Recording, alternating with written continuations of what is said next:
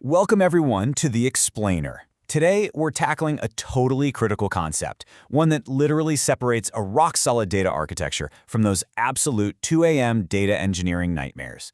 Look, if you work with distributed systems, you already know that things break. That's just a fact of life. But what happens after they break? Well, that is what truly matters. Picture this scenario. A pipeline fails halfway through loading yesterday's sales data. A well-meaning engineer sees the failure and simply hits rerun. Everything seems totally fine, right? Except, now half of yesterday's orders are counted twice. Bam! Your revenue is suddenly artificially inflated by 30%. And the worst part? Nobody notices a thing until the finance team furiously calls you up, asking why the fancy dashboard numbers don't match the actual cash in the bank. And honestly, this isn't some rare freak accident. This is exactly what happens routinely in pipelines that were just never designed to be idempotent. Because here's the thing. In distributed systems, failures are just a routine, expected part of normal operations. Networks drop connections, servers restart out of nowhere, jobs time out, or, maybe someone just accidentally triggers a manual rerun of a job that had actually quietly succeeded. Because of all this, the most realistic and honestly the most dangerous test you'll ever face as a data engineer boils down to one simple question. What happens if this pipeline runs again? If your immediate answer is the data gets duplicated, well, you've got a massive problem. Okay, let's dive into this. Here's our roadmap for today. 1. The duplicate data disaster. 2. Defining idempotency clearly. 3. How pipelines secretly fail. 4. Techniques for reliable pipelines. 5. Orchestration, backfills, and streaming. And finally, 6. The golden design rule. Starting with Section 1, the duplicate data disaster. The baseline reality. Moving right along to Section 2, defining idempotency clearly, a mathematical concept. So to survive the reality of failing systems, we need to master idempotency. What is it? It's an operation where running it multiple times produces exactly the same result as running it once. Let that sink in for a second. Multiple times equals exactly the same result. This isn't just a nice-to-have, it's a non-negotiable practical necessity. It basically means your pipeline shouldn't care if it runs 1 time or 100 times. The final state of your data warehouse must be identical. And this brilliantly illustrates the concept in the real world. Think of a classic light switch that's already in the on position. If you press that on switch again, nothing changes, right? The light just stays on. That is idempotent behavior. Now look at the toggle button. You press it once, the light turns on. Press it again, the light turns off. You are right back where you started. You're in a genuinely different state depending on exactly how many times you pressed it. A toggle button is not idempotent. And let me tell you, building data pipelines like toggle buttons creates complete and utter unintended chaos. Section 3. How pipelines secretly fail. Silent and deadly bugs. Let's look at the quiet ways we accidentally build those chaotic toggle buttons into our data infrastructure without anyone noticing. There are 3 main culprits. First, the plain append-only insert. You run an insert statement for yesterday's orders, it fails halfway, you rerun it, and boom, you've just appended the first half a second time. Duplicates everywhere. Second, in-place incrementing. If your SQL simply says, update running total by adding today's sales, running that twice silently inflates your totals, even though the code itself looks totally fine. And third, external side effects. If your pipeline sends an email or hits a webhook, a naive retry might mean your internal database is perfectly fine, but yikes, you just blasted a customer with a confusing duplicate notification email. Let's get into Section 4, Techniques for Reliable Pipelines, Enforcing Idempotency. Okay, so we know the anti-patterns. How do we fix them? The first, and honestly most broadly powerful technique, is moving from a naive append-only approach to the delete-write pattern. Instead of just blindly tossing new rows into the mix, you explicitly tell your pipeline to wipe the slate clean for that specific batch first. For example, explicitly deleting all rows for yesterday's date and then inserting the freshly computed batch. If it runs twice, no problem. It just deletes the data it just inserted and puts it perfectly right back. It's remarkably clean, especially if you're using partitioned tables where you can just replace one entire well-defined partition at a time.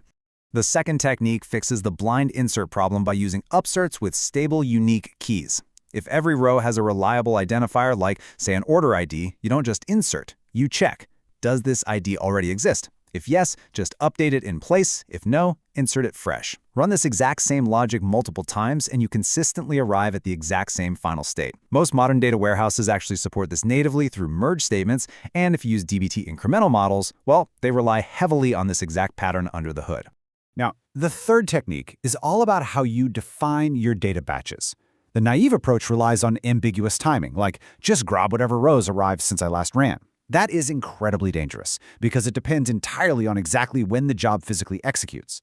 The idempotent approach, it uses deterministic logical boundaries. You anchor the logic. Process all of yesterday's orders based on their actual order date. Whether you run that at 9 a.m., 4 p.m., or literally next week, it consistently grabs the exact same unambiguous logical batch. So what about those tricky external side effects, like accidentally charging a credit card twice? You definitely want to avoid that. You handle this by generating an idempotency key, sometimes called an operation ID. Say you combine a customer ID and an order ID. Before you send that email or hit that payment API, you check a dedicated tracking table. Has this specific key been processed? If yes, deliberately skip it. If no, do the action and then immediately record that key as completed. Payment APIs literally require you to pass these keys for this exact reason. Section 5. Orchestration, backfills, and streaming. Modern tech stacks. Let's connect these core concepts to the broader modern tech stack. Look at orchestration tools like Airflow. They're built on the very realistic assumption that tasks will fail and will need automatic retries. But if your pipeline uses a naive append-only insert, Airflow retries don't magically make your pipeline more reliable. They basically just automate the duplication of your data with terrifying efficiency. And think about backfilling historical data. If your pipeline isn't idempotent, backfilling past periods is a total high-anxiety disaster waiting to corrupt your history. Built idempotently from the start, backfilling becomes simple, low-risk, and stress-free. Now, what's really interesting about this slide is where people often confuse framework guarantees with their own business logic. Streaming engines like Flink and Spark offer exactly once processing semantics. That guarantees the framework won't lose or duplicate events internally. Sounds perfect, right? But here is the catch. If your final output step performs a naive append-only insert into a target table, you are still going to duplicate data. True end-to-end reliability requires exactly once framework delivery combined with your own idempotent delete-write or upsert logic at the final destination. Let's summarize the concrete reporting example from our sources to put this all into perspective. We are calculating daily customer spending. With a naive pipeline, sure, 1 run is accurate, but 2 runs create duplicates, and 5 accidental runs, that equals total chaos. But look at the bottom row. A deliberately idempotent pipeline explicitly deletes yesterday's records before inserting the freshly calculated totals. It literally does not care how many times it accidentally runs. 1 run, 2 runs, 5 runs, the final state remains perfectly accurate every single time. Section 6. The Golden Design Rule. The ultimate takeaway. So the crucial point is this. It's the single most valuable design habit you can adopt. Whenever you design a new pipeline, before you write a single line of code, ask yourself what genuinely happens if this exact pipeline runs twice in a row, back to back, with the exact same underlying input data. If you cannot immediately and confidently answer that question with 100% certainty, your pipeline design is unfinished. Bottom line, if it isn't idempotent, it isn't ready for production. You've got to master the concepts that matter. Up next in our pipeline series, we'll be exploring structural shapes like fan-in, fan-out, and checkpointing. But I'm going to lead you with this to ponder until then.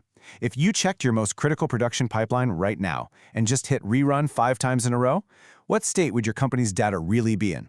Think about that one. See you on the next explainer.